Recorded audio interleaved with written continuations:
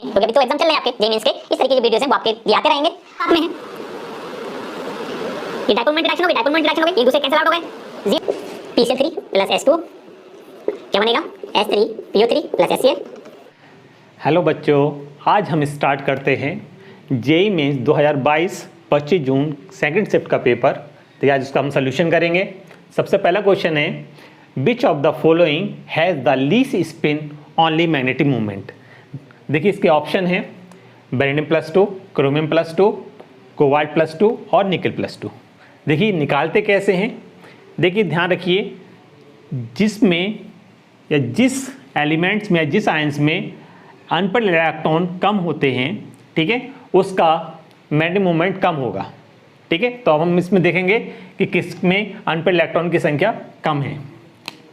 अब देखिए इसका जैसे एटॉमिक नंबर इसका कितना होता है 23, इसका 24, इसका 27, इसका 28। ठीक है, अब इसका डी इलेक्ट्रॉनिक कॉन्फिगरेशन अगर हम देखें तो इसका क्या होगा 3d3, 3d4, 3d7, 3d8। ठीक है, अगर डी सब सेल में आपको पता है 5 ऑर्बिटल्स हैं, 1 2 3 4 5, 1 2 3 4 5। ठीक है, इसमें देखिए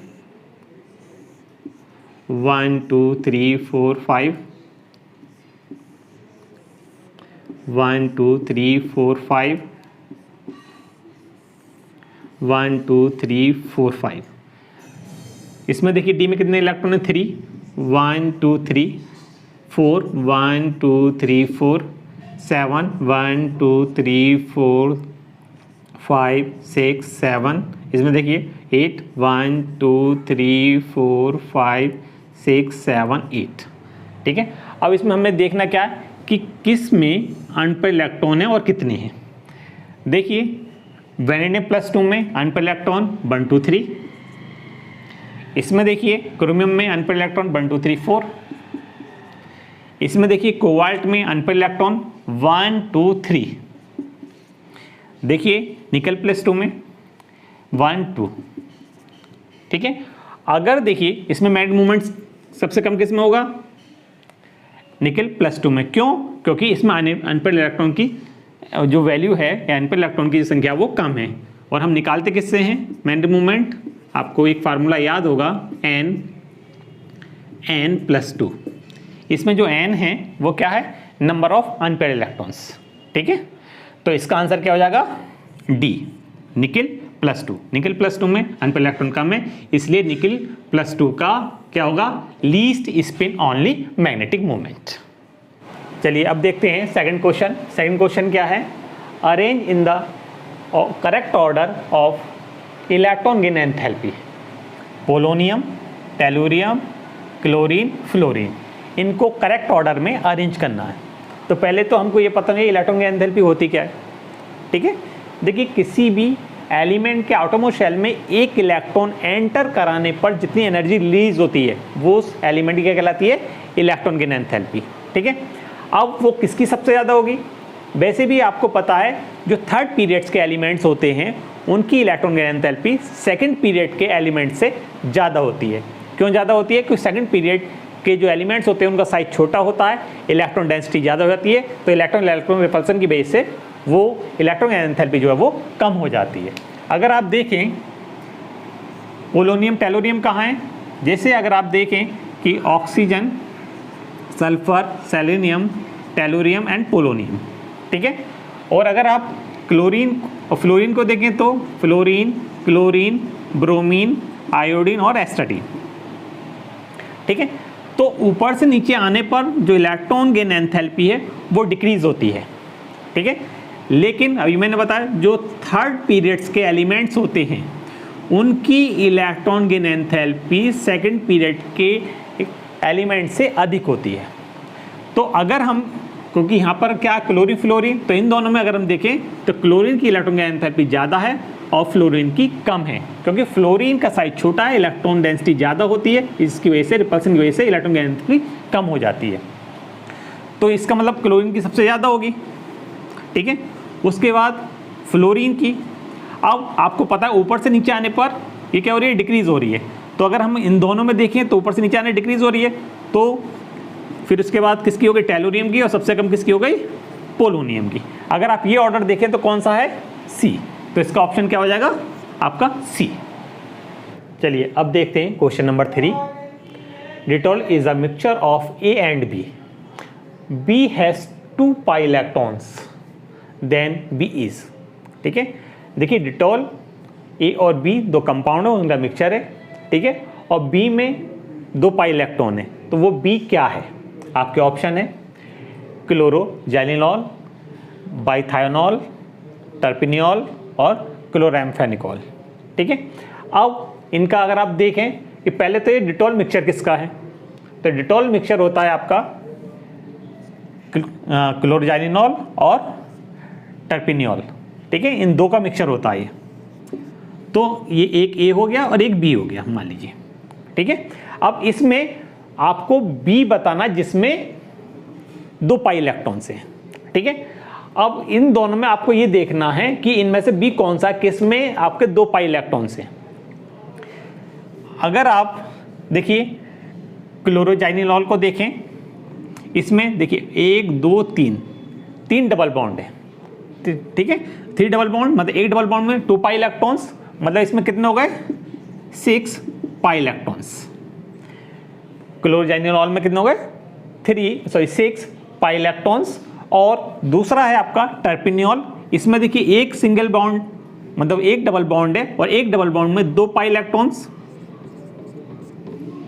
तो बेसिस का ऑप्शन क्या हो जाएगा आपका, टर्पिनियोल। तो टर्पिनियोल आपका बी है। ठीक है, और बी क्या है, टर्पिनियोल, जिसमें 2 पाई इलेक्ट्रॉन्स हैं। और बाकी जो ये जो आपके ऑप्शन है, क्योंकि इसमें अगर आपको नहीं पता है तो अगर आपको ये स्ट्रक्चर भी बनाएं और आपको अगर दिमाग से ये निकल जाए कि ये डिटॉल है किसका मिक्सचर, तो भी आप चारों के अगर आपको स्ट्रक्चर पता है तो भी आप बता सकते हैं। कैसे, इसमें देखिए 6 पाई इलेक्ट्रॉन्स है, इसमें देखिए 6 और 6 12 पाई इलेक्ट्रॉन्स, इसमें देखिए 1 2 3 और 2 8 पाई इलेक्ट्रॉन्स। अगर आपको ये नहीं पता डिटॉल किसका मिक्सचर है, तो भी आप अगर ऑप्शन के स्ट्रक्चर आपको पता है तो भी आप ये बता सकते हैं कि बी क्या होगा, किसमें 2 पाई इलेक्ट्रॉन से। तो इसका ऑप्शन क्या, करेक्ट ऑप्शन क्या है इसका, टर्पिनियोल। ठीक है, देखिए अब देखते हैं क्वेश्चन नंबर 4। देखिए क्वेश्चन नंबर 4 जो है वो इंटीजर टाइप क्वेश्चन है। इसमें आपको क्या बताना है, number of the following species have non zero dipole moment. ठीक है, ऐसी स्पीसीज के नंबर्स बताने हैं जिनका डाइपोल मोमेंट 0 नहीं है। ठीक है, कुछ ना कुछ है। ठीक है, तो जैसे आपका BF3, BCl2, NH3, आपका H2O, CCl4 और HCl। अब इसमें हमें देखना ऐसे कौन से ये आपके मॉलिक्यूल्स हैं, ठीक है, जिनका डाइपोल मोमेंट 0 है और कौन से ऐसे जिनका नहीं है।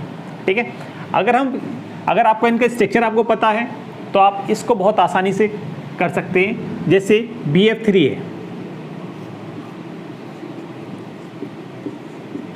ठीक है, BF3 में आपको पता है कि स्ट्रक्चर में ये बॉन्ड एंगल जो होता है कितने का होता है, 120 120 120। देखिए, ठीक है, तो देखिए, और डाइपोल मोमेंट आपको पता है वेक्टर क्वांटिटी है, तो इसका जो डायरेक्शन होता है लेस इलेक्ट्रोनेगेटिव से मोर इलेक्ट्रोनेगेटिव की ओर को इसका डायरेक्शन रहता है। अगर आप देखें इन दोनों वेक्टर का अगर आप सम देखें तो वो यहाँ आएगा और ये एक दूसरे कैंसिल आउट हो जाएंगे, तो इसका जो डाइपोल मोमेंट होगा वो क्या हो जाएगा, 0। ठीक है, वही सेम कंडीशन इसके साथ में है। ये डाइपोल मोमेंट की डायरेक्शन हो गई, डाइपोल मोमेंट की डायरेक्शन हो गई, एक दूसरे कैंसिल आउट हो गए, 0। इसका अगर आप देखें अमोनिया का,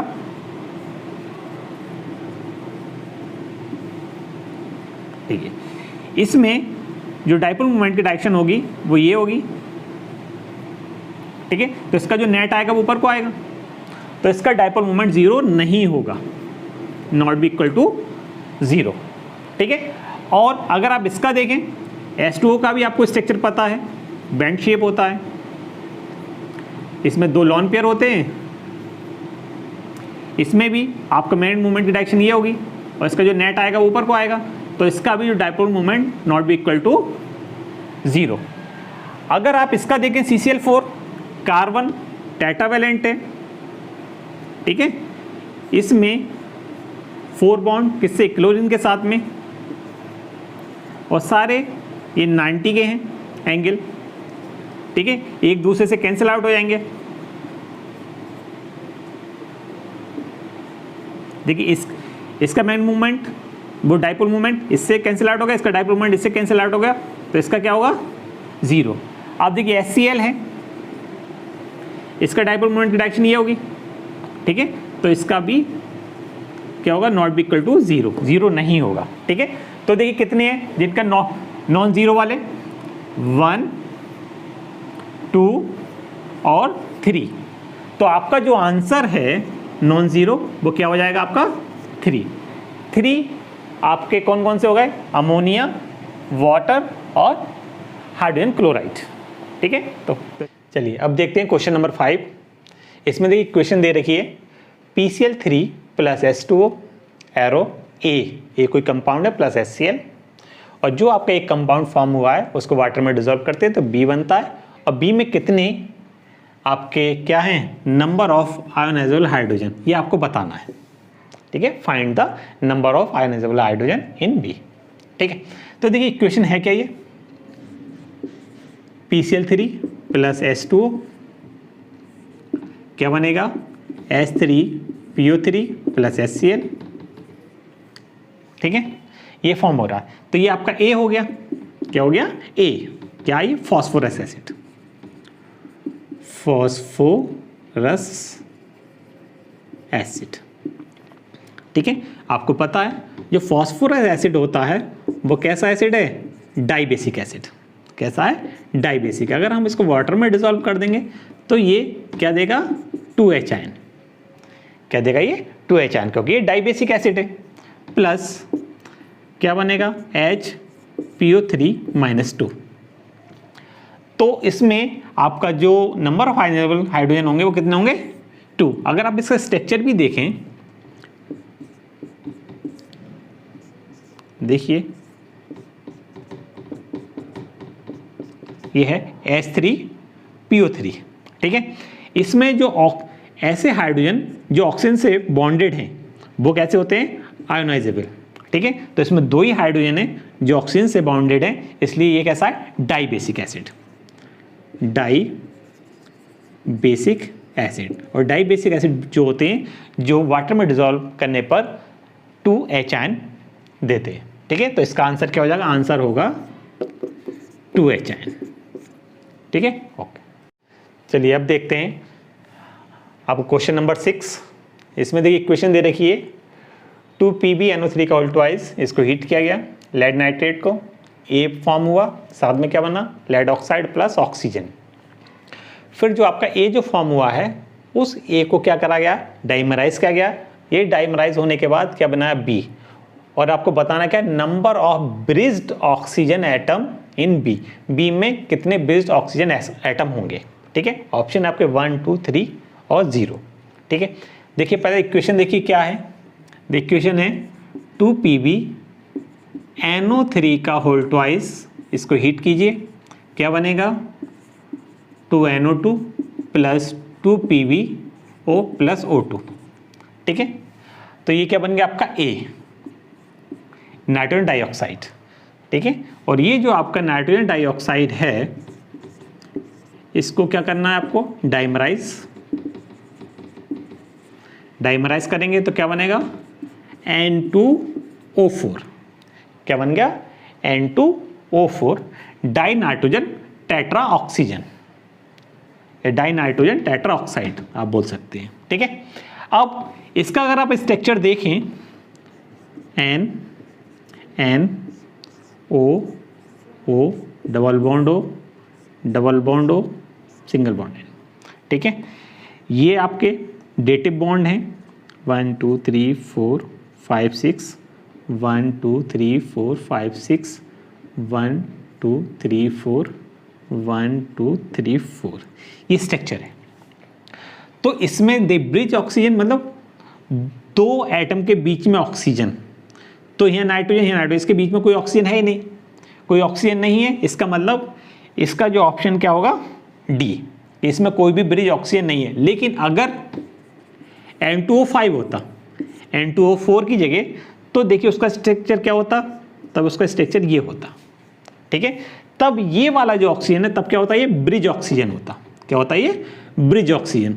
तब उस कंडीशन में एक हो जाता। लेकिन पूछा क्या है, N2O4 में, ना कि N2O5 में, ठीक है। तो N2O4 में कोई भी ऑक्सीजन नहीं है, तो इसका ऑप्शन क्या हो जाएगा सही, डी, 0। चलिए अब देखते हैं question number 7, correct order of reduction potential, ठीक है। रिडक्शन पोटेंशियल का करेक्ट ऑर्डर आपको बताना है। किस किस का, देखिए Cl2 / Cl minus, I2 / I minus iodide, ठीक है, Li प्लस मतलब lithium ion / lithium, sodium ion / sodium और सिल्वर आयन / सिल्वर। इनको रिडक्शन पोटेंशियल के करेक्ट ऑर्डर में अरेंज करना है, ठीक है। और ये आप तभी कर पाएंगे जब आपको इलेक्ट्रोकेमिकल सीरीज जो है वो याद होगी, ठीक है। वो याद होगी तभी आप कर पाएंगे। अगर वो याद नहीं है तो फिर ये भगवान भरोसे है आपका ये क्वेश्चन, ठीक है। उसमें अगर आपको देखिए पता ही है कि इलेक्ट्रोकेमिकल सीरीज में सबसे ऊपर क्या लिथियम है, सोडियम है, और आप जैसे जैसे आओगे कहाँ पहुंच जाते हैं, नॉन मेटल की तरफ, ठीक है, नॉन मेटल की तरफ। तो ऊपर से नीचे आने पर जो स्टैंडर्ड रिडक्शन पोटेंशियल है, स्टैंडर्ड रिडक्शन पोटेंशियल है, वो क्या होता है, इंक्रीज होता है। ऊपर से नीचे आते हैं तो क्या होता है, इंक्रीज होता है। तो अब आपको तो सबसे ज़्यादा अगर हम इनमें देखें तो सबसे ज़्यादा किसका होना होगा, वैसे भी आपको पता है कि नॉन मेटल का ज़्यादा होता है और मेटल्स का कम होता है। तो अगर इसमें नॉन मेटल हम देखें तो और नॉन मेटल 2 हैं, ठीक है, क्या है, नॉन मेटल 2 हैं। तो इनमें भी सबसे ज़्यादा किसका होता है, Cl2 क्लोरीन का, उसके बाद इसका होना चाहिए, लेकिन नहीं होता, किसका है, सिल्वर का, ठीक है, सिल्वर का रिडक्शन पोटेंशियल। फिर उसके बाद फिर आप यहीं आ जाइए, आयोडीन, फिर उसके बाद आयोडीन के बाद अब जैसे अभी मैंने बताया था आपको, लिथियम सोडियम ऊपर से नीचे आने पर डिक्रीज होगा, मतलब इसका क्या, सॉरी ऊपर से नीचे आने पर इंक्रीज होगा, तो सोडियम का ज़्यादा होगा, लिथियम का कम होगा। तो सोडियम का ज़्यादा होगा, सोडियम, फिर उसके बाद लास्ट में लिथियम, ठीक है। तो ये करेक्ट ऑर्डर है। तो सबसे ज़्यादा क्लोरीन का, उससे कम सिल्वर का, उससे कम आयोडीन का, उससे कम सोडियम का, उससे कम लिथियम का, और ये वाला जो ऑर्डर है वो कौन सा है आपका, सी। तो इसका जो सी ऑप्शन है वो आपका करेक्ट हो जाएगा। अब देखते हैं question number 8, which will not give any amine on treatment with 2 degree amine, ठीक है। 2 डिग्री अमीन के साथ में इनमें से कौन सा एनीमीन फॉर्मेशन नहीं करेगा, ठीक है, एनीमीन नहीं देगा। और ध्यान रखिए, एनीमीन फॉर्मेशन वो कंपाउंड करते हैं जिनमें अल्फा हाइड्रोजन होता है, जिनमें क्या हो, अल्फा हाइड्रोजन, ठीक है। अब इसमें आपको ये देखना है किसमें अल्फा हाइड्रोजन है, वो एनीमीन फॉर्मेशन देंगे, और जिनमें नहीं होगा वो नहीं देगा। अगर आप इसको देखें तो ये स्ट्रक्चर ये है आपका, ये वाला स्ट्रक्चर अगर आप ये देखें,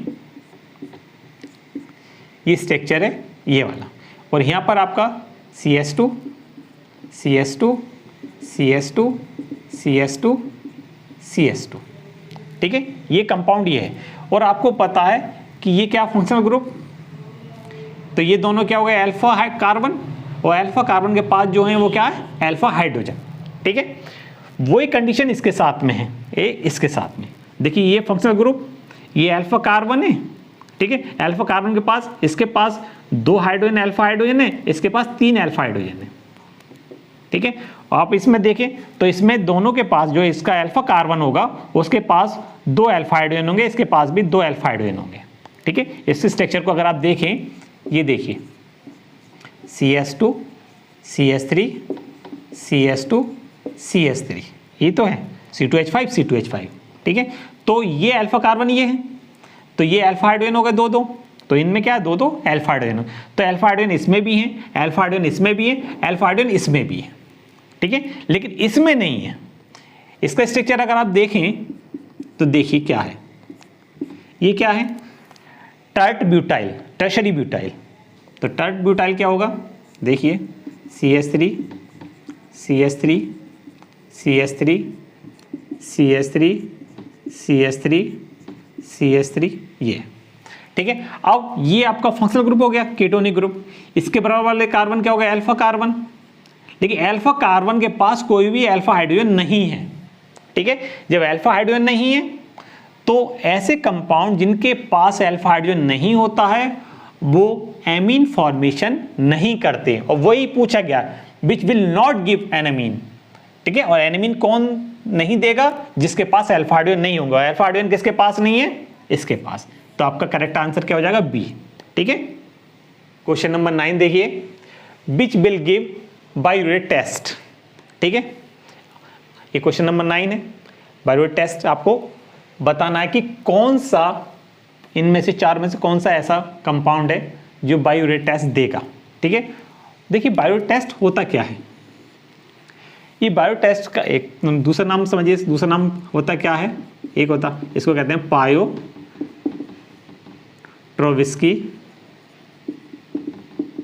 टेस्ट, इसको पायोट्रोविस्की टेस्ट भी बोलते हैं, बायो टेस्ट को। ये जो आपका प्रोटीन्स होती है, प्रोटीन में जो पेप्टाइड बॉन्ड होते हैं, पेप्टाइड लिंकेज जो होती है, ये देखिए एक अमीनो एसिड का कीटोनिक ग्रुप और दूसरे अमीनो एसिड का अमीनो ग्रुप के बीच में ये जो बॉन्ड फॉर्म होता है इसको कहते हैं हम पेप्टाइड बॉन्ड, ठीक है। और ये टेस्ट इसी बॉन्ड को डिटेक्ट करता है, जो पेप्टाइड लिंकेज है उस लिंकेज को क्या करता है, डिटेक्ट करता है, ठीक है। तो बायोरेट टेस्ट किसके लिए यूज किया जाता है, अगर आप यहां देखें, देखिए cyclamine amino acids, methionine amino acids, glycine amino acid, single amino acid है। अगर देखिए ट्राइपेप्टाइड, ट्राइपेप्टाइड एक अमीनो एसिड, दो अमीनो एसिड, तीन अमीनो एसिड, 3 अमीनो एसिड की जो चेन होती है उस चेन को हम क्या कहते हैं, ट्राइपेप्टाइड। ट्राइपेप्टाइड मतलब 3 अमीनो एसिड, और 3 अमीनो एसिड के बीच में क्या बनते हैं, 2 पेप्टाइड बॉन्ड या पेप्टाइड लिंकेज, ठीक है। तो biuret test peptide linkage, peptide bond को डिटेक्ट करने के लिए यूज किया जाता है। तो जनरली ये प्रोटीन्स में, प्रोटीन है, एंजाइम्स हैं, एंजाइम्स भी जितने भी एंजाइम्स हैं वो भी ऑल प्रोटीन्स ही होते हैं, ठीक है। तो इसका ऑप्शन क्या सही हो जाएगा, ट्राइपेप्टाइड, ठीक है। देखिए अब देखते हैं क्वेश्चन नंबर 10। ये एसर्शन रीजन टाइप क्वेश्चन है आपका। एसर्शन क्या है, water with BOD value 17 ppm is considered polluted, मतलब कि ऐसा वाटर जिसकी BOD 17 ppm होती है वो कैसा है, पॉल्यूटेड, ठीक है। अब पॉल्यूटेड क्यों, उसका रीजन देखिए क्या है, the amount of oxygen required by the bacteria to break down the inorganic और organic matter in certain volume of water, ठीक है, ये इसका रीजन है। लेकिन रीजन में क्या है, इसमें देखिए एक चीज गड़बड़ है। गड़बड़ क्या है, ये क्योंकि जो बैक्टीरिया है जो ब्रेक डाउन करेगा वो किसको करता है, ऑर्गेनिक मैटर को, ठीक है, ना कि इनऑर्गेनिक मैटर को, ठीक है। तो इसका जो रीजन है वो गलत हो जाएगा, ठीक है, रीजन इनकरेक्ट है, लेकिन एसर्शन सही है, क्योंकि 17 ppm का जो वाटर होता है जिसकी BOD 17 ppm होती है वो पॉल्यूटेड होता है, या 17 हो या 17 से ज्यादा हो वो सारे वाटर जो होंगे वो पॉल्यूटेड होंगे, ठीक है। तो अब देखिए ऑप्शन देखिए, a reason assertion both are correct, wrong, assertion reason both are incorrect, wrong. देखिए assertion इज करेक्ट, assertion तो सही है बट रीजन इज इनकरेक्ट, ठीक है। तो आपका ये जो ऑप्शन हो जाएगा वो क्या हो जाएगा, सी। और ये अगला है आपका, ए इज इनकरेक्ट बट आर मतलब रीजन इज करेक्ट, तो ये गलत है, तो आपका ऑप्शन क्या हो जाएगा? सी। ठीक है, अब देखिए इस तरह की जो वीडियो हैं, क्योंकि अभी तो एग्जाम चल रहे हैं आपके जेईई मेंस के, इस तरह की जो वीडियोस हैं वो आपके लिए आते रहेंगे। और आपको ये वीडियो अगर पसंद आई है, ठीक है, और अगर आपको किसी भी क्वेश्चन में कोई डाउट हो तो वो जो कमेंट्स सेक्शन है आप उसमें मालूम कर सकते हैं। ठीक है, तो आप इस वीडियो को लाइक करिए और हमारे चैनल को सब्सक्राइब करिए। देखिए चलते चलते मैं आपको एक शेर सुनाता हूँ। रेत पर फ्राई थी हमने यूं ही उंगलियां, रेत पर फ्राई थी हमने यूं ही उंगलियां, गौर से देखा तो तेरी तस्वीर बन गई। देखिए ये जो शेर है वो भी आपके लिए ही है। उंगलियां कहाँ फिरानी है? बुक के पेपर्स पर। ठीक है, जो आपकी किताब के पन्ने हैं वहां पर उंगलियां फिरानी है, और उसमें जो छपा है वो उसकी तस्वीर कहाँ बननी है? आपके मस्तिष्क में, आपके ब्रेन में बननी है। ठीक है, तो आप ऐसे ही पढ़ते रहिए। ठीक है, और अगर आपको कहीं भी कोई दिक्कत आए तो आप कमेंट सेक्शन में लिख सकते हैं। ठीक है, ओके बाय।